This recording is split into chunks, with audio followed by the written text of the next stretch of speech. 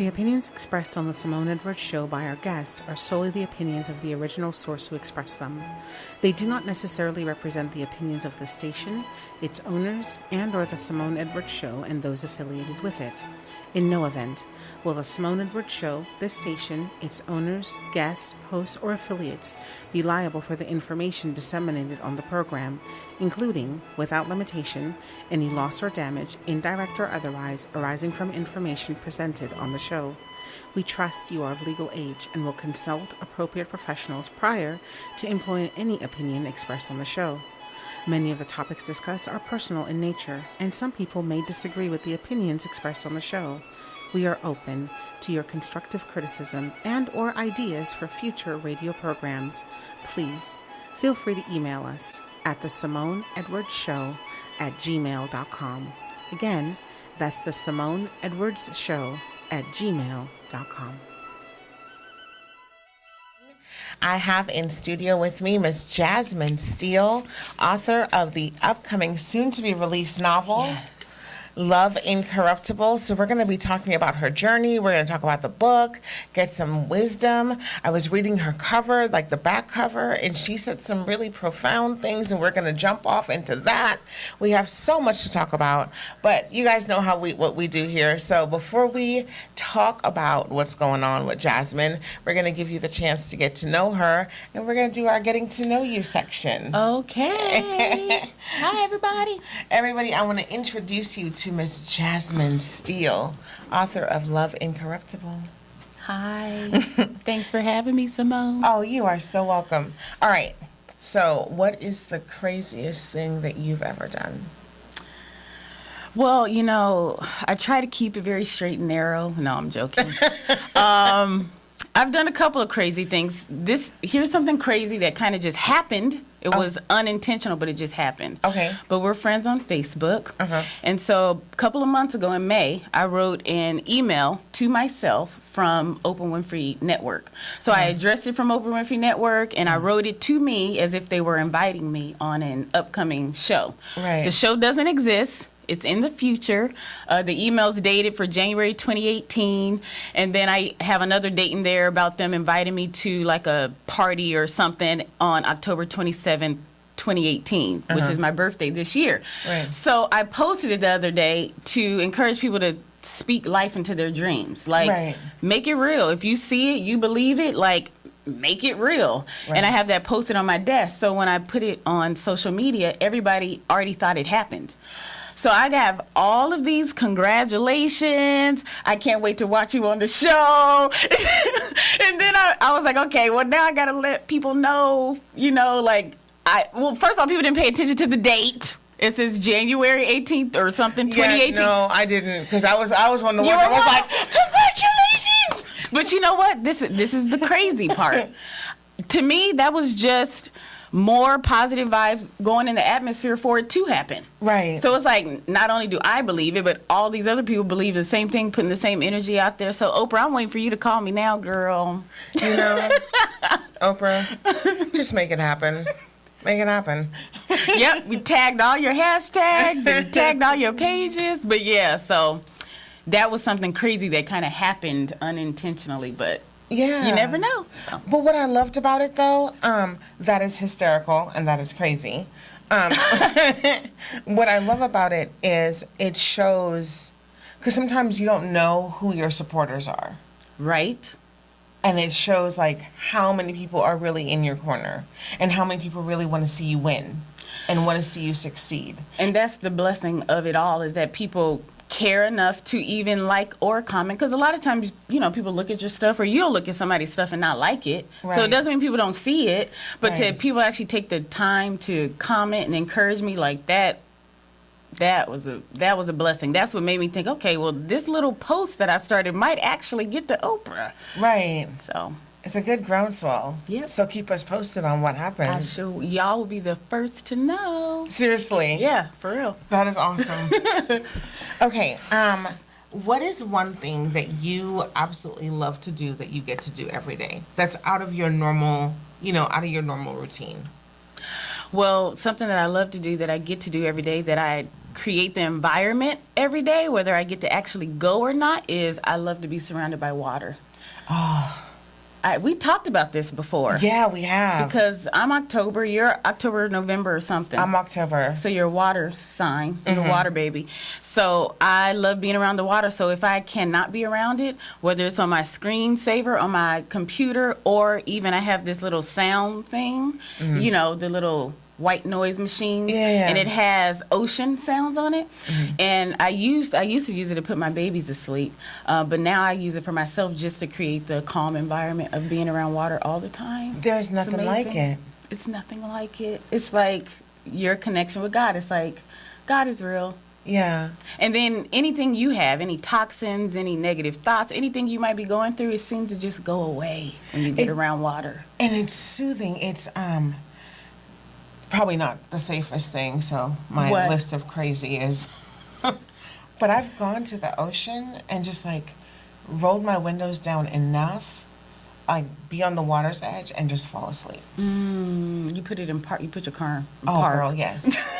And make sure all the other windows are, secure. Right. And I'm somewhat safe. Right. But just yeah. letting the air come in and the sounds. The sound.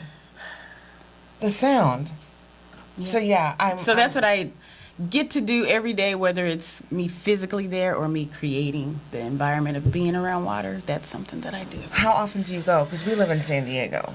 How often do you do you schedule time to go? There was a time when I wasn't as busy where I would go maybe 2 times a week, maybe 3 if I'm lucky. Now I at least 3-4 times a month. That's good. That's really good. And I didn't take advantage of the beaches until I was an adult. You know, when you're born and raised here, you spoil, you don't even know what you don't know. Right. And now I'm like a tourist all over again. I discover all kind of stuff I didn't even know was here. Right. It's like you live in the city, people pay really good money and save money up to come to. Yeah. Yeah. It's like get on your city. Yeah. Right? Discover some stuff. Fell in love with San Diego. And I have. And Yeah. there's so many beautiful, cool, hidden gems here. Yeah. And free stuff, too. Girl.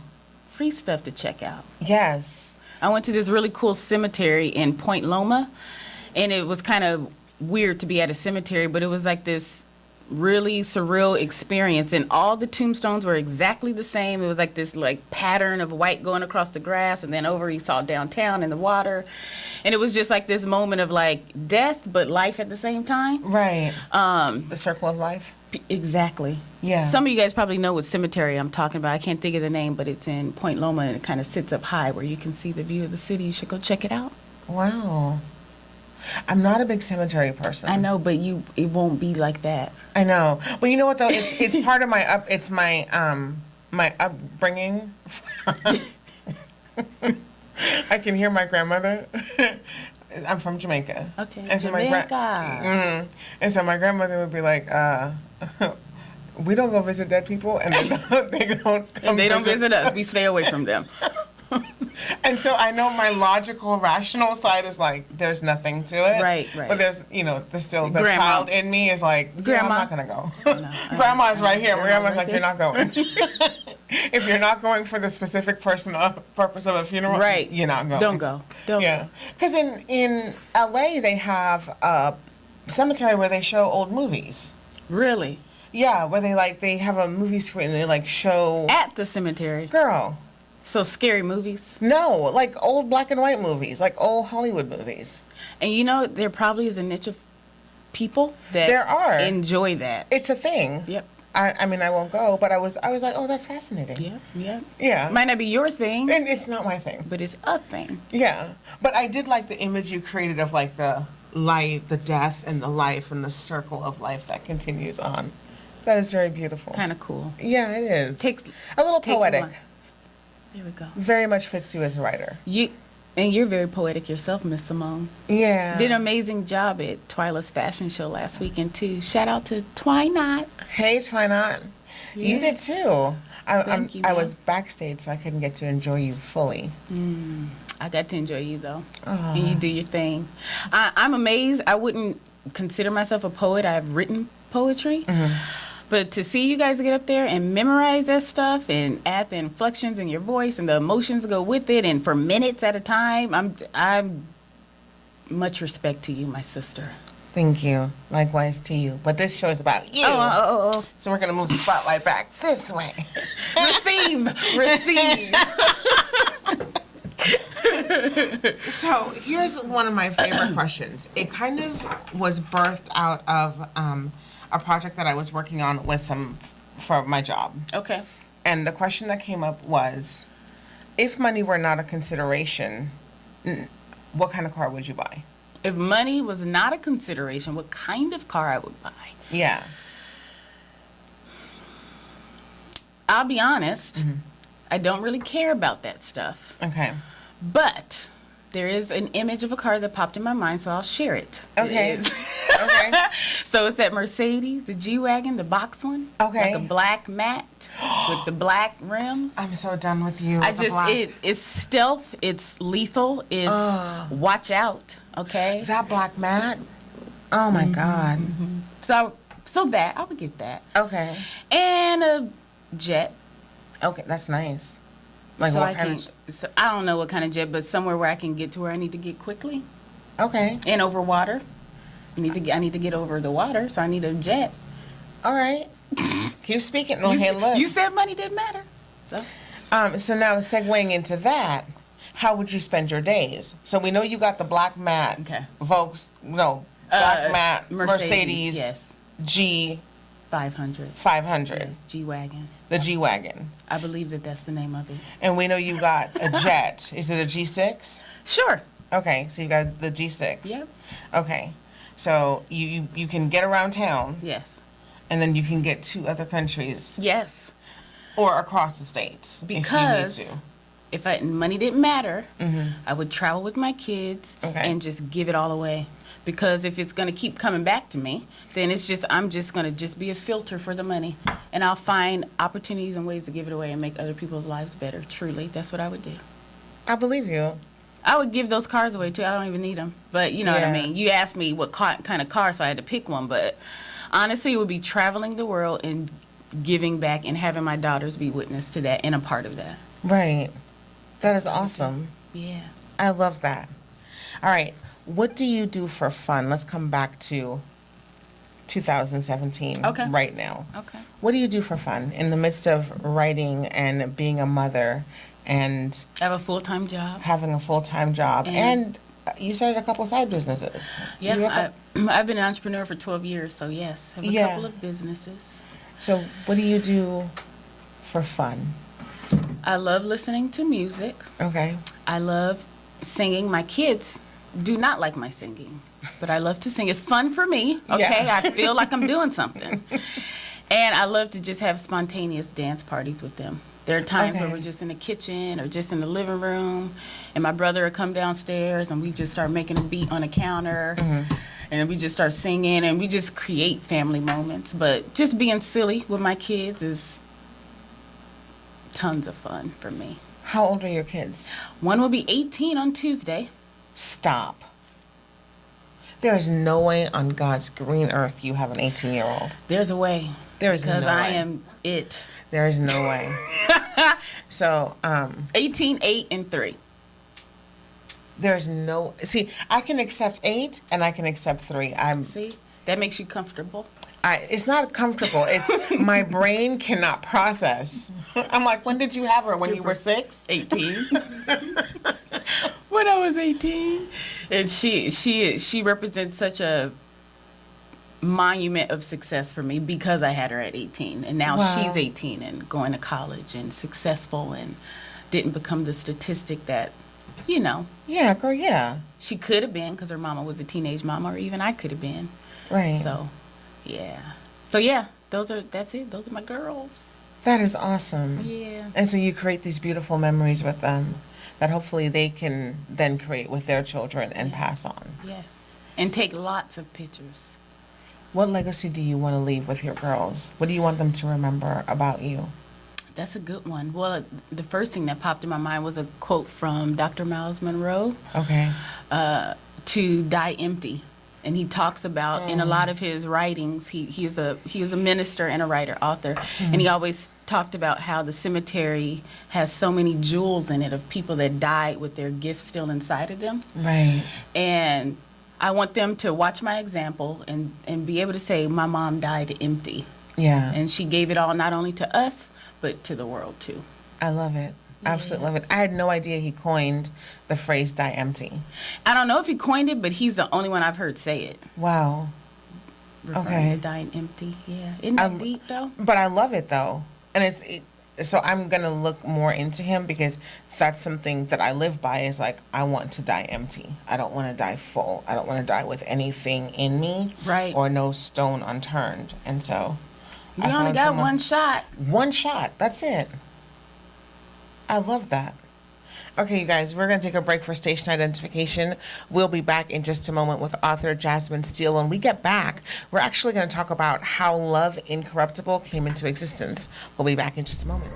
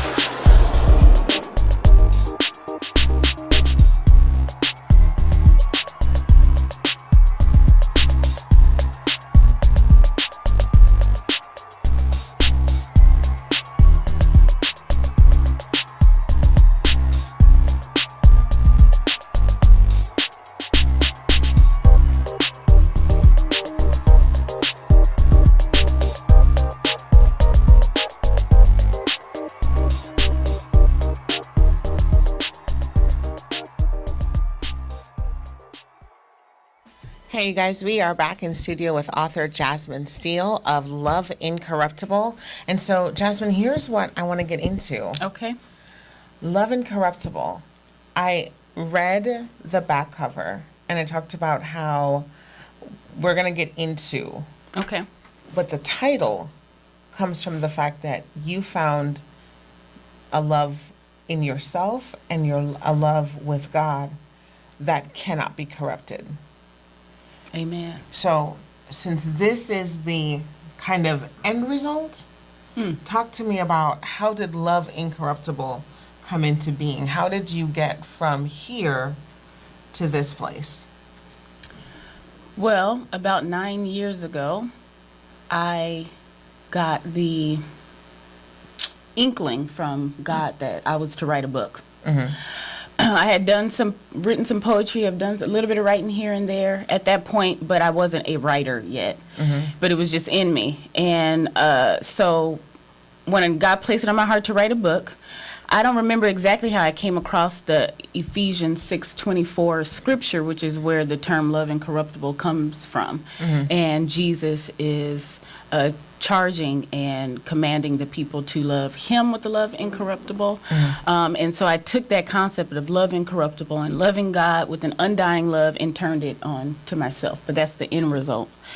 So before that, though, Love Incorruptible, I thought that the book would be about a couple who were together, broke up, got divorced, then God brought them back together, and they live happily ever after, and they're this example of black love. That's what I thought it was going to be about 9 years ago.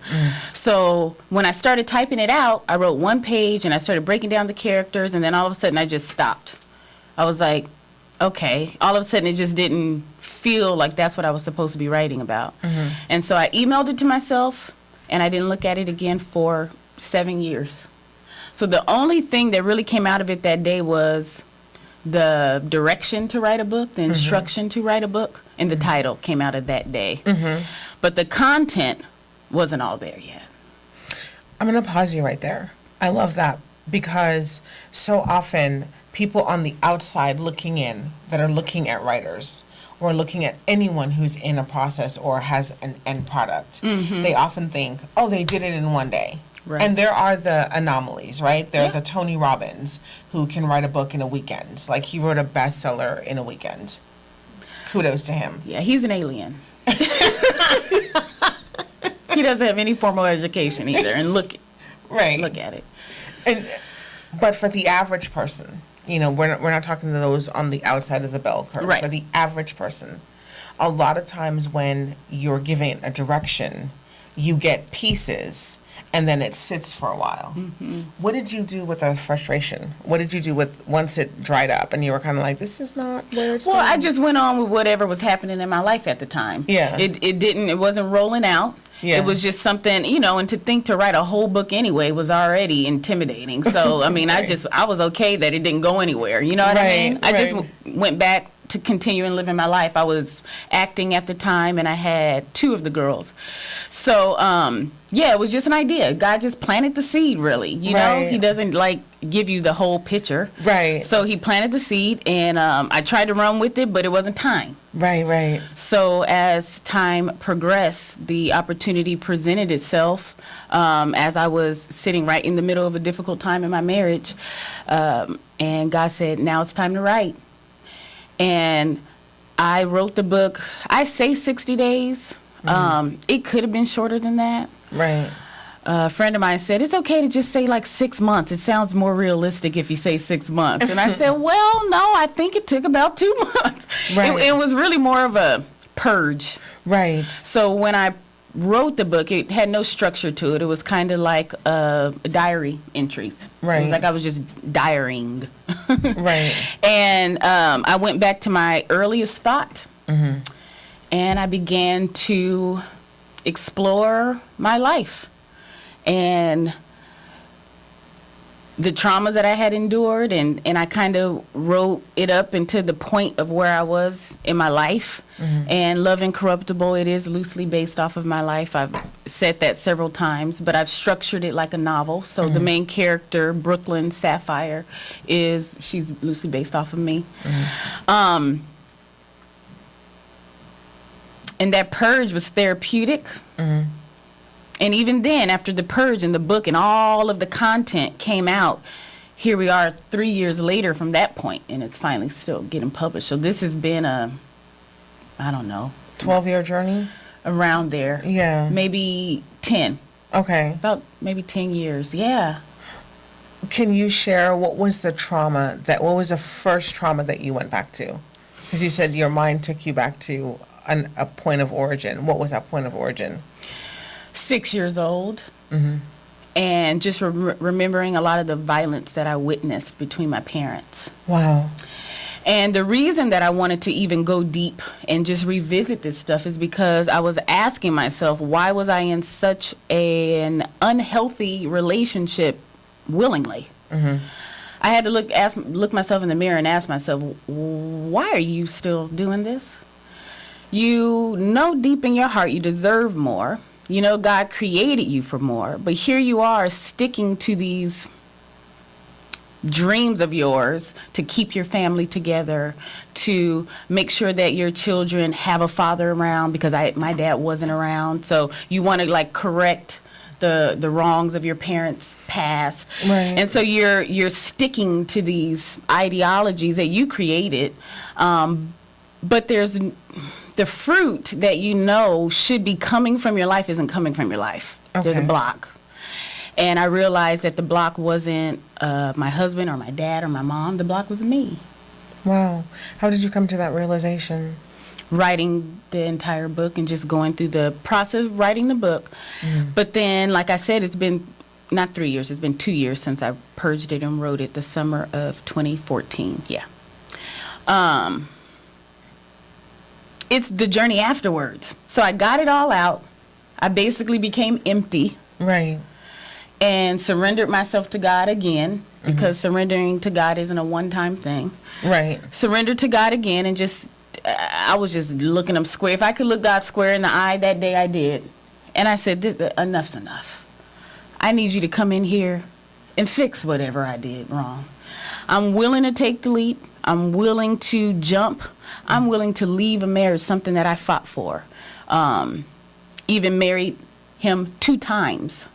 Literally married, divorced, married 2 times to try to make it work. So I knew Jazmin had done everything.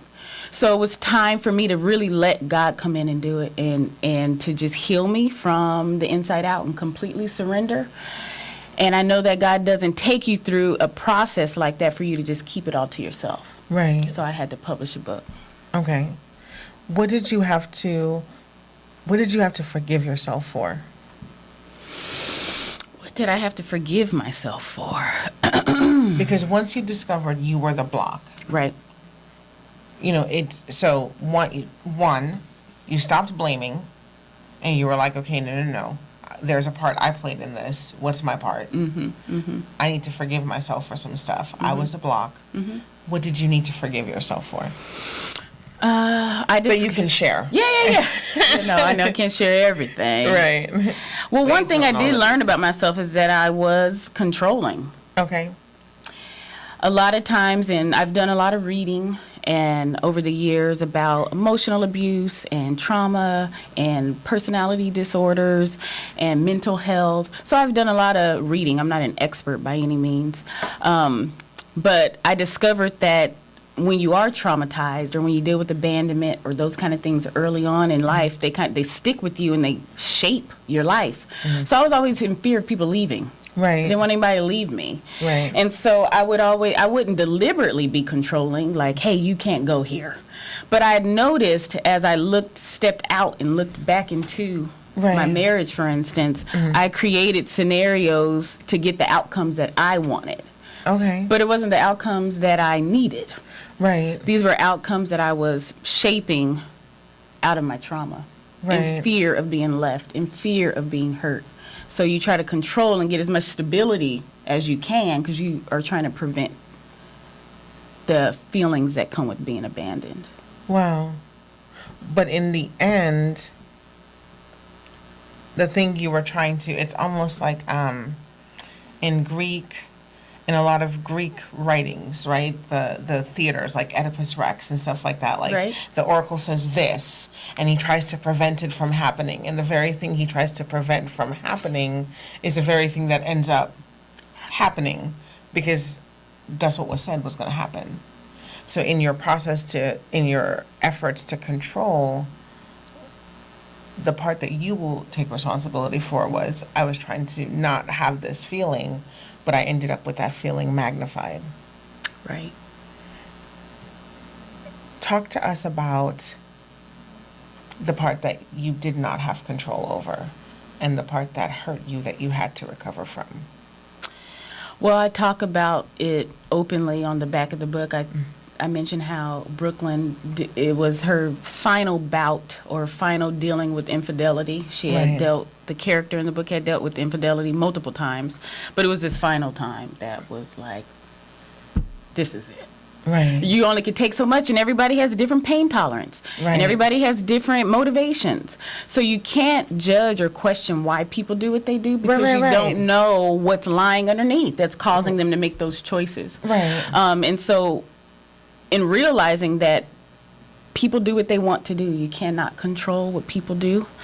You can control how you respond and how you react. Right. And in learning that I could not control what other people do, particularly your husband or your spouse, you can't control what they do. You have to have boundaries. Right. And as women, in my experience, my personal experience, I had no boundaries. It was very porous. Right. I would think that I was being loving and caring, but sometimes you're being enabling. Right. That's good. So in learning that you can't control what other people do and how have those things affected me, again, it's caused me to go internal and to be able to draw those boundaries so that I can respond in a healthy way when things that are unplanned happened. You said something that triggered a thought. Brene Brown said, I like Brene. Oh God, I love her. She said, when I started drawing boundaries in my life, I learned that I wasn't such a nice person. That's interesting. Right? That's interesting that she would consider herself not nice once she drew boundaries. Because that's the problem, though. It goes back to what you were saying about being porous. I think a lot of times as women, we want to be perceived as nice. She's nice and she's kind, because those are it's a over exaggeration of those attributes. Right. So to be kind means I need to let you walk all over me. Right. To be nice means, or to be forgiving means that you have all access. No, I forgive you, and the boundary line is over there. Yep. Period. Yep. You are forgiven. Yep. It's there. I'm kind to you. But my boundary line is no longer here. My boundary line is now over there. And in doing that, the perception is she's not nice. Right. And you have to kind of learn to accept, okay, I'm okay with being perceived as not nice as long as I'm healthy. And it's all left up into interpretation. How do you want to define nice? Right. You know what I mean? What someone else might consider nice may not be nice to me. Right. And so how do you find the balance? Because I think it's cultural as women that we're just, to give, the caregivers, take care of the house, you do the cooking, and now in this day and age you're working and you're doing all those womanly tasks at home. Right. So we've been trained to be porous and to always say yes. And if you say no, you're a bitch if you say no. Right. So we don't say no, and we let people walk all over us, and we're the ones getting beat up and drained and sucked dry. And dying on the inside. Because we don't have boundaries, and we don't know the importance of taking care of ourselves, which is what I'm a big advocate of now, today, as a result of everything I've gone through, is a self-care advocate for women and encouraging women to take care of themselves first and to reframe that thinking that it's selfish to take care of yourself, because that is a lie. Right. So, that's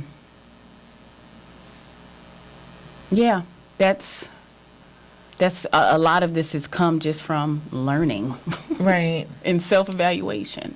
Before we go to break, one of the things you said that I absolutely love, you said in Brooklyn's experience, and since Brooklyn is a mirror of you and your experience, the infidelity happened multiple times. Yes. And you kind of made the thing like you don't know what people go through, and that it's so very vital not to judge, which is so true, because the question will come up for women who are in abusive relationships: why did she stay for so long? But you don't know what the undercurrents are to make somebody stay in a relationship that is toxic for them as long as they've stayed in that relationship. And so there's some driving force underneath. Yes. And until that's dealt with, you're going to find yourself repeating the same patterns over and over again. So what I want you to do, since you are the expert and you've lived through it, and you've lived through it, is to give advice to our listeners, to someone right now who's in a toxic relationship, whether it's intimate or platonic.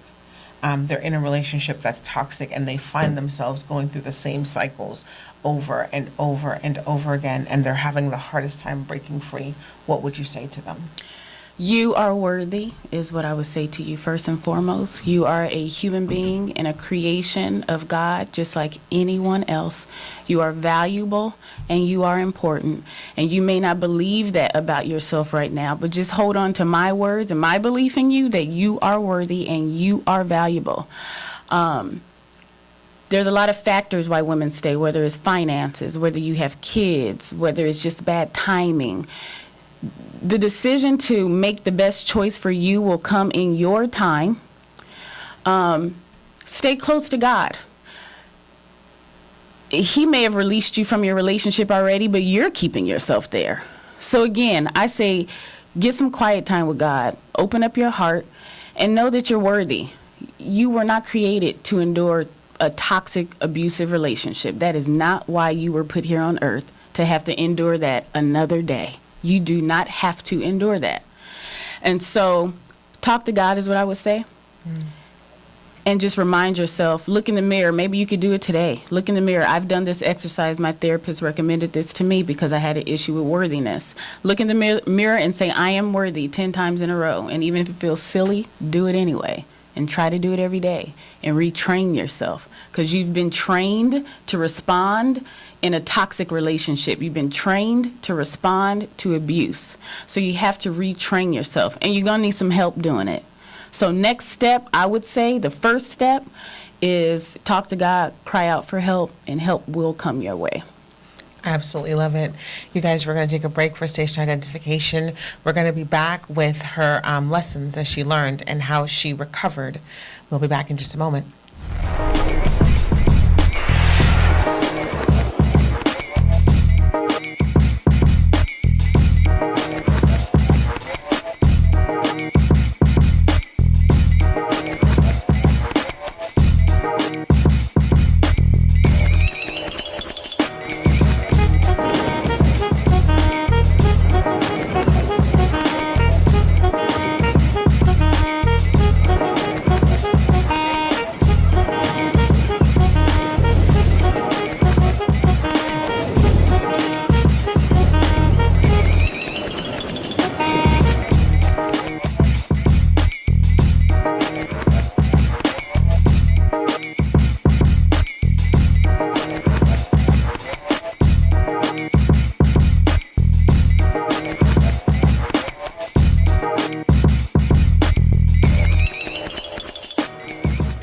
Hey guys, we are back. Hey everyone. We are back here in studio with author Jazmin Steele of the upcoming release Love Incorruptible. Yes, ma'am. Powerful segment, last segment, just talking about the journey and what happened, the point of origin to now, how the book came into being, some of the incidents that happened to precipitate not only the writing of the book, but then the things that happen in the middle and dealing with the middle. Yes. And purging and coming out.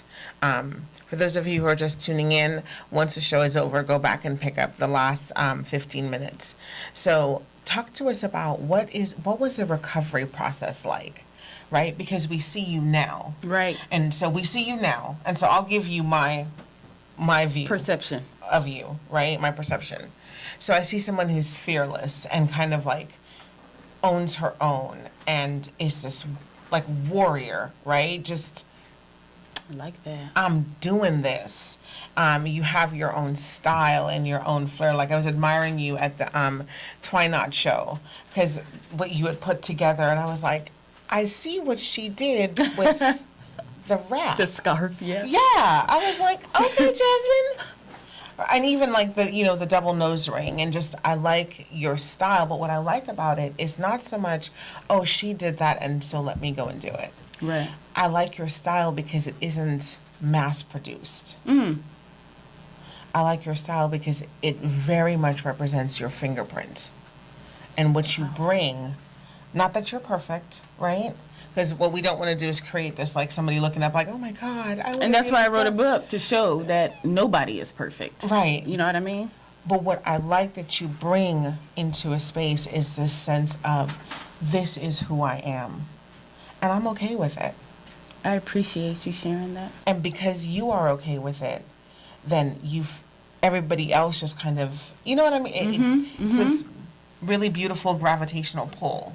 Nice. Where there isn't forced acceptance, there isn't this, who is she? It's like, no, this is... Or even competition, because that happens with women. Oh, girl, that's a whole other show. Yeah, it is. It is. But I love your vibe. I love what you bring. I love your presence. So this is the end result. I want you to talk to us about what the recovery process, what was that pushing through the proverbial chrysalis like to get here? Well, this is not the end result. This is just the result up until this point. Because I may look totally different next year, depending on what happens in my life. But like I was encouraging the women or men that could be in toxic relationships, because a lot of us are. Right. A lot of dysfunction. Right. Because it's just issues that have been undealt with. Right. Childhood stuff. We've Right. never dealt with it. And so the recovery process, like I was telling the ladies, know that you're worthy and ask for help. So I got help. I got into therapy right away. Right. I knew because I was so open, and you got to be open to your healing. You can't be like, okay, Lord, I'm ready, but there can't be no buts. You just got to say, Lord, I'm ready. Do what you're going to do with me. And just be open. And when you're open, the atmosphere, the universe, the Holy Spirit, that source that we're drawing from, will start to bring forth the things you need, because now you're open to receive it. Right. A lot of times we have a whole bunch of garbage and trash we carry, and there's no room for nothing to come in. Right. So you got to dump it. Right. Give it to him. Purge it out. Write in your journal. Make that song. However you want to release it. Scream, go to the beach, yell, have a ceremony in your bathroom. Whatever you have to do. Right. To say, I'm drawing my line in the sand, and I'm ready to be healed. I'm ready to live the life I know in my heart that I should be living. I'm ready. And I'm ready to take the risks that are going to come along with it. Right. And I'm ready, because you can't just be willing to receive the good. You got to be open out. It's like wanting to be a celebrity, but then don't want paparazzi following you. You want the money, you want the car, you want the lifestyle, but you don't want anybody messing with you. No, it all comes together. Right. And so you gotta want the rose and the thorns. You gotta be open to all of it. You may not want the thorn, but you know that the thorn gonna be there. Right. How you gonna deal with it? Right. So recovery looked very ugly. That's good. I was naked emotionally. I was naked mentally. I was ripped apart. It sounds not appealing, but at the same time, in my being ripped apart and broken down, I had an insurmountable amount of peace. I knew that I was in God's hands. So even though it didn't feel good, I knew I was on my way. Right. I was finally on my way. I wasn't fighting it. I wasn't faking it. I was just ready. Right. Gotta be ready. So therapy was the first thing I did, and that helped me tremendously. We're actually supposed to be wrapping up and having our last session next week. And I don't want to leave yet. I know she's like, baby, you can fly now. And I'm like, no, not yet. So therapy and mental health, I'm a huge advocate of it. I have 2 of my girls happily go to therapy. I think it's important to embrace taking care of our minds, and that it's not wrong or bad or something's wrong with you to do that. I want to pause you right there, because I read a statistic that said in the African American community, there is still a stigma associated with going to therapy. Yes. And seeking help. And so I'm very grateful to you as a beautiful Black woman, as a mother, to sit here and say, the first step in my therapy, I had faith in God. I believed in God. I knew that God was leading me to do this. And my step was, I needed to go and seek professional help. Yeah. Because not only is there a stigma in the African American community, but then when you whittle that down and you get into the faith-based community, it's like, what you mean you going to therapy? All you need is Jesus. Pray about it. Right. And so what happens when you pray about it and the answer is, go see a therapist?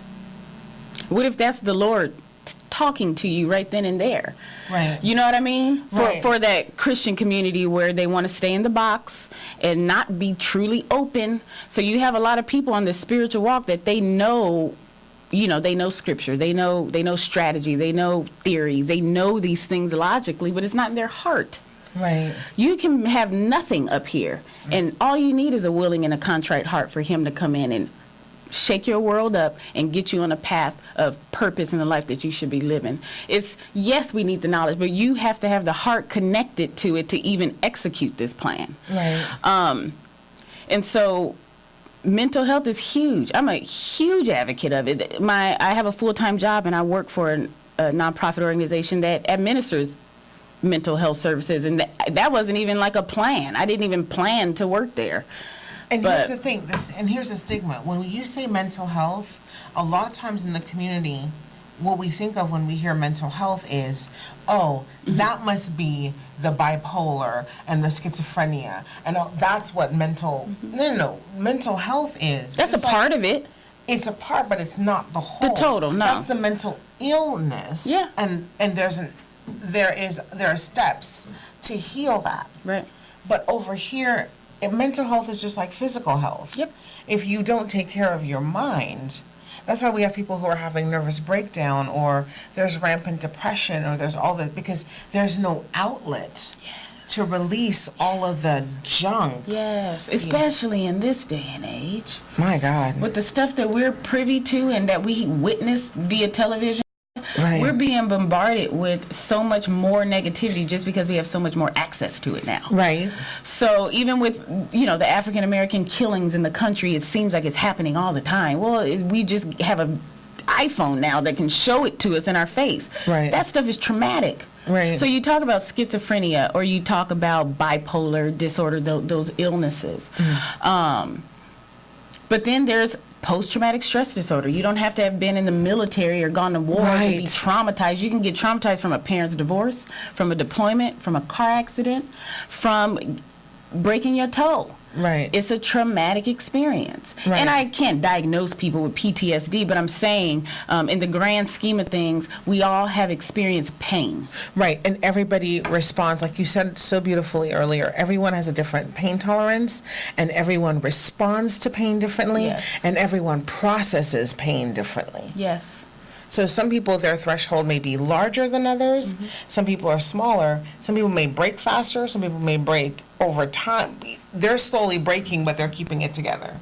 And there's so many factors to take into consideration in someone's mental health. Right. That's why it's important to go to a professional. Yes. Someone who has not only studied it in a classroom, but it's been years studying people. And so Right. when you get these averages and these statistics, it's based off of numbers and things that have actually happened. It doesn't mean that you're going to fall in that spectrum. Right. Like you said, there's the norm, the chunk, the bulk, and then you have the few one-offs here and there. Right.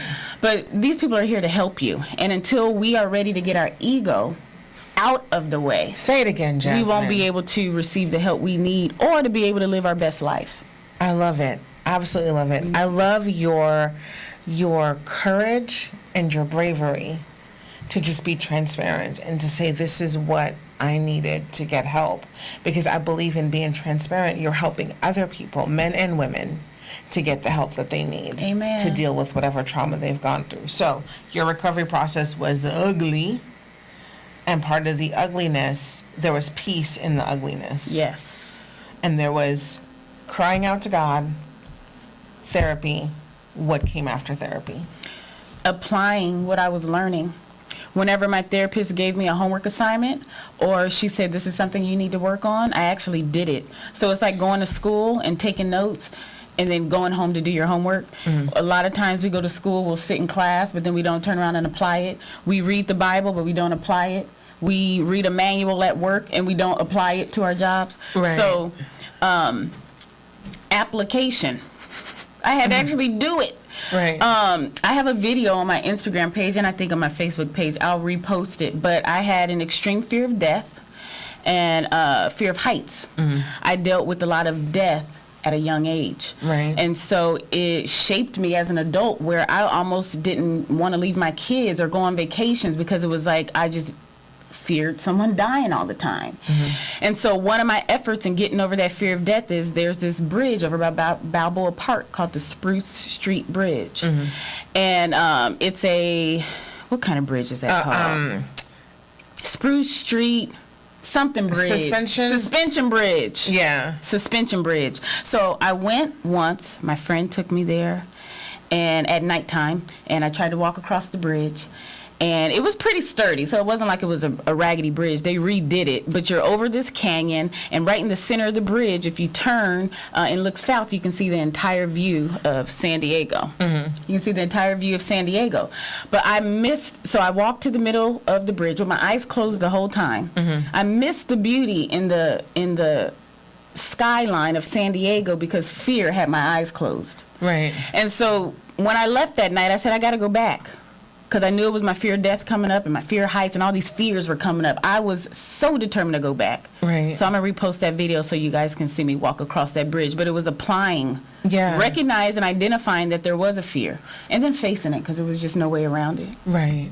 I love it. All right, you guys, we're going to take a break for station identification. We'll be back with author Jazmin Steele.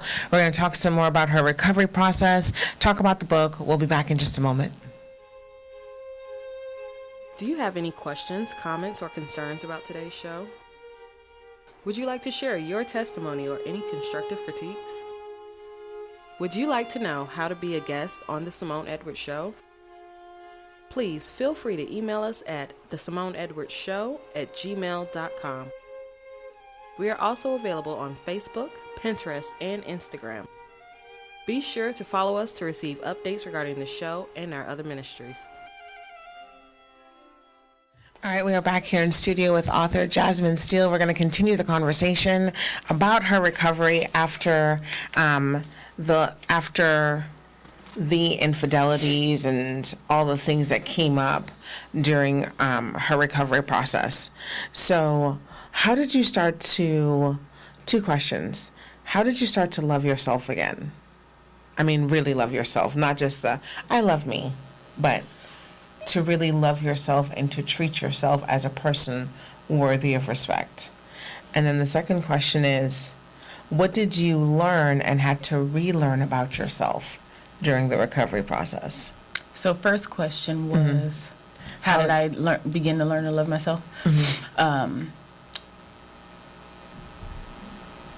affirmation, I am worthy, helped me a lot. Just looking myself in the mirror. I never like to look, I never looked myself in the eye in the mirror. And I realized when I looked in the mirror at myself that you are a reflection a lot of times of the things you don't like. And when you look at yourself, you realize you might be, maybe we don't look at ourselves in the mirror because we're looking at ourselves out of a negative lens. Right. So I decided to start looking at myself out of a positive lens, and I started to look at the things that were good about me. So I wrote down like all of my positive attributes, because after trauma or dysfunctional relationships, you've been beat down emotionally and mentally, so you're like down here. So you have to like literally feel yourself back up. Right. And my therapist gave me a book on getting to know yourself. It's a little book. I'll take a picture of it and upload it if anybody's interested. And it's just an easy little book, but it was basically a book on getting to know yourself. And it had questions in here like, what was your first positive memory? It was a picture of a map, and it said, color in all the places that you want to travel. Where do you want to go? What do you like to do for fun? When you get upset, how do you handle it? So it's literally questions that cause me to get to know myself. Right. Because it's easy to not get to know yourself when you have kids, husbands, job, career. You have so many things to distract you. Right. That we don't take time with ourselves. Right. So I stopped being scared of myself, and I started thinking I was cool. And why the heck wouldn't I want to hang out with myself? Right. Why wouldn't I want to hang out with myself? I still have a goal. I haven't done it yet. I want to go to the movies all by myself. I want to. And I want people to see me go by myself. I remember feeling before, I would hear people say, yeah, I went to the movies by myself. You're like, by yourself? You didn't have anybody to talk to? You look weird. You look strange. You went to the movies by yourself? Oh my God. When you do it, please text me, because I cannot wait to hear the liberation and the joy in your voice. Oh And it sounds like such a little task, but it's such a powerful task to be able to walk in a room alone. Yeah. Not have to be down on your phone so you can feel a connection to something. To be able to just walk in a room by yourself, without a friend, without somebody to own you. But the only way you can own you is if you start to love you. And the only way you start to love you is if you get to know you. Right. You got to get to know you. Oh, I love it. I love it. What did you learn and relearn about Jazmin? That I'm amazing. Yeah. That I'm extremely creative. And that my creativity had been suppressed due to my circumstances.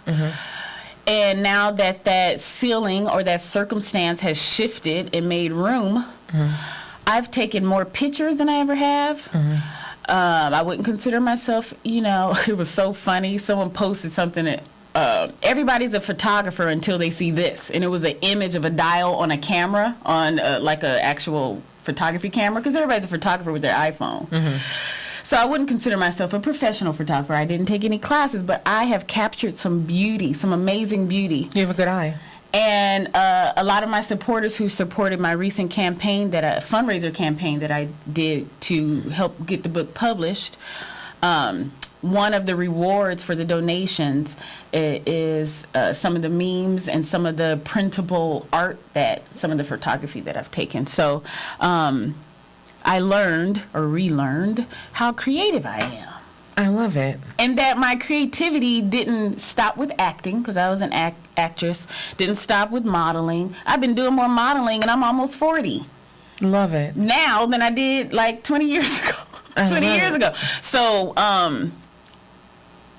again, it's a part of that surrender and making room. I love it. I absolutely love it. After going through a divorce, infidelity tease that birthed a divorce, do you still believe in love? Absolutely. Heck yeah. Heck yeah. I love it. I absolutely love it. Do you want to be married? Yes. That is awesome. Yes, I want to do it right. Okay. What are some of your deal breakers now in relationships? Here's how I want you to answer this. Okay. What are some things that you would see before that were clearly red flags? Like, the train is coming, get off the track. And you're like, oh no, it's okay. It'll bypass me. Mm-hmm. And then you get run over and you're like, oh my God. You're like, I'm just like the rest. I got ran over just like the rest. Just like the rest. So what are some things now that you're like, the moment I see this flag, it's done. I don't care how funny you are. I don't care how smart you are. How much money you have. Or how handsome. None of that. I don't care about any of it. The minute I see that, peace. Right. It's a couple of them. No relationship with God. If you don't have a relationship with God at all, I don't believe that is my duty to get you to know God. I need you to already have a strong relationship. And not just go to church. I just wanted to throw that in. Strong, you can go to church in your bedroom. I mean, right. It's about the heart, not the appearances. Right. So a relationship with God, a good, positive relationship with his mom and family. Mm-hmm. You always hear, man will treat you the way he treats his mom. Well, how is he referring to her? How is he talking about her? How does he treat her? Right. What make you think he's going to treat you any better? Right. And another red flag would be someone who's self-absorbed and doesn't have a heart for others. Right. And someone that isn't on a path of like continually growing and developing. Someone Right. that thinks they know it all, or Right. ego too big, that can't learn nothing new. Right. So, I've been around a lot of wealthy men that were extremely self-absorbed. Right. I didn't care how much money they had. If you can't care about somebody beyond yourself. Right. I read, it's actually a meme, but when I read it, I thought, that is so true. They said, if someone is nice to you but rude to the waiter, they're not a nice person. We have days. We Right. have our days. But then you also have a overall Pattern. dominant pattern, character base. Yes. Right. And after a while, you hang out with somebody long enough. Right. If they're still operating in their representative, the person they want you to know, eventually that real person is going to come out, and you'll have to make a decision on if it's a deal breaker. Right. So, with that said, with you believing in love and wanting to be married again, what are your thoughts on the whole love at first? Love at first sight? Mm-hmm. I think that's possible. Yeah. I know people that have met someone and 6 weeks later proposed, and 3 months later were married, and 25 years still happily married. Wow. I think when those people with those strong connections find each other, that's rare, and that can happen. Mm-hmm. I think for most of us, when the beginning is always nice. Mm-hmm. And so you have to be able to stand the test of time to really determine if something's Genuine. real, genuine. So how can we get the book? When is it coming out? When? Yes. Talk to us about Love Incorruptible. Yes. First of all, I'm tired of talking about Love Incorruptible, okay? I'm ready for Love Incorruptible to be out, y'all. I know you guys are. But I just wrapped up amazing 45-day campaign with Indiegogo.com to raise the funds to publish the book. And we did that. So thank you all. We will be sending the book to production and begin publishing next week. Excellent. I was notified by the publishing company that it may take 7 to 12 weeks, depending on how fast I respond to do my part. But I'm ready. Okay. I'm ready, y'all. My part is done. I'm just sending this book on over and let them do all their expertise. And you can find me on Facebook, author Jazmin Steele. I have the release date. My website's there. Folks can pre-order now, $15, and the shipping's included. So you can pre-order it now, and I'll have you ready to go once the book is ready to go. And in the meantime, I'm chatting with beautiful people like you, and putting on an event in October for domestic violence awareness. Oh, I love it. Yes, and we're going to do a panel and share our stories and have an expert there, and just celebrate the women that have come through situations like that. Oh my God, that's amazing. Yeah. So when that event comes up, let us know, because we do our former guest updates. Oh, awesome. And so we want to let people know what you're doing and when that event's coming up so that they can come. Is the event, is it cost? We're putting it together still. Okay. We're putting it together. We're finalizing some stuff now. It's 2 other ladies who are also very busy moms and entrepreneurs. But all the updates, everything about it, once the details get out there, Okay. I'll make sure they're on Facebook. And Instagram is Love Incorruptible. Okay. You can follow me there too. Excellent. Jazmin, it's been a pleasure having you in studio. Absolute pleasure. Thank you for everything you've shared. So grateful for your journey, just the end result of it. I know when you started, you didn't think that you would end up here. No. But it's an amazing thing to watch, and that what could have broken you or what was designed to break you, how when God steps in, He's like, oh, no. He would turn them ashes into some beauty, y'all, if you let him. Yeah, what was meant to be your destruction will become your launching. There's purpose to your pain. There is purpose to your pain. I believe it. You don't have to stay there. It's a choice to stay there. Yeah. You can choose your way out of your situation, and the help will come. Yes, when the student is ready, the teacher will appear. There it goes. I love it. And y'all didn't get to see on one of the commercial breaks, but Simone had me crying. And I just wanted to thank her for the opportunity to share such a transparent, like you said, a bold thing to do, to put your life out there. Yeah. But knowing that God has you and that this is what He wants. I'm very clear on what He wants me to be doing with my life, and that's a blessing to know what you are supposed to be doing with your life. Yeah. And knowing that you're going to be taken care of along the way, the good, the bad, all of that. But just knowing that I'm in His hands and that I have encouraging, loving, amazing people. I have to just say this about that campaign. Typically, statistically, the first 20 to 30% of funds that come from these kind of fundraisers are from people you know. 20 to 30% come from people you know. I can confidently say when I look at the numbers that 90% of the people on the list I knew. Wow.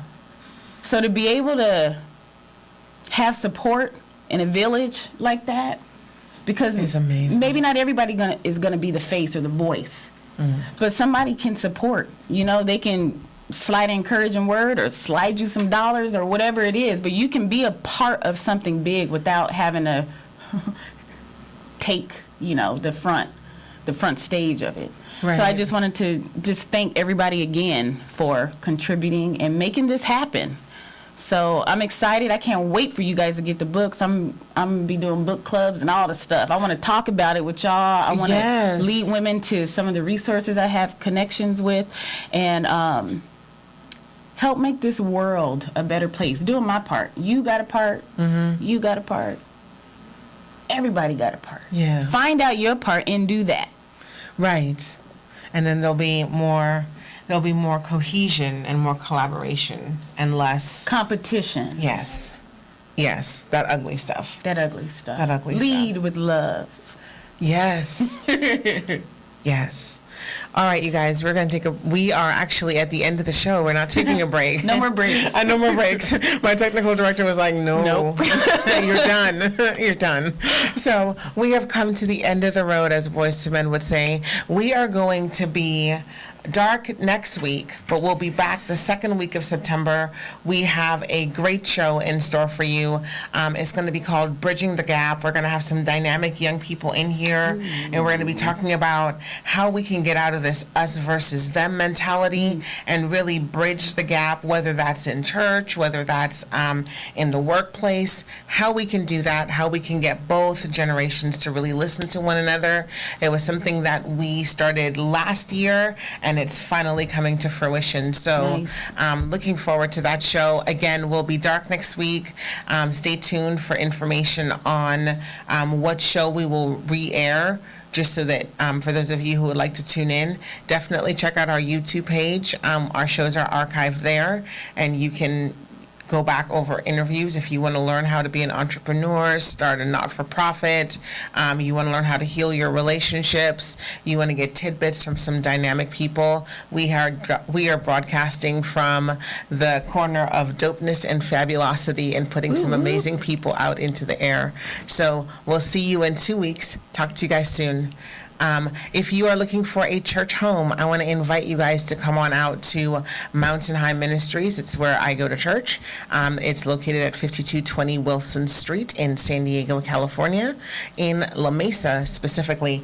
Jasmine, where do you go? I go to the City of Hope International. Oh, On Holly Drive, next to Lincoln High School. Love it. Bishop Terrell Fletcher. so if you're looking for a church home, there you have it. Got two. You got 2 to choose from. So we'll talk to you soon. Bye-bye.